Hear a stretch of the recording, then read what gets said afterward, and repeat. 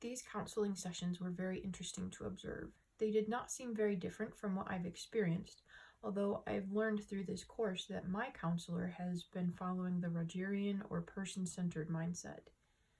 Although I greatly appreciate the time and space she's given me to process and think through things, I would have appreciated a bit more structure.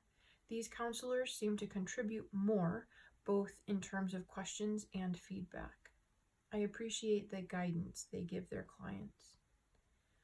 I noticed that each of the counselors asked questions to draw out the client's story, but left the client time to answer.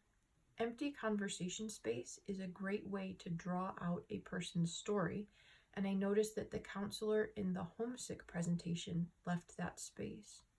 The client was able to think a minute and then contribute more to the conversation. Empathy is so important in the helping relationship, and since feeling heard and understood can contribute greatly to the sense of having experienced empathy, giving those empty spaces so that the client can fully express the thought or concern is so helpful. I also noticed that none of the counselors gave advice on what the client should do next.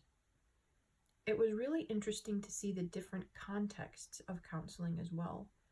One presentation was a follow-up with a review of next steps, one was a first meeting, and one sounded like catching up after a period of time apart.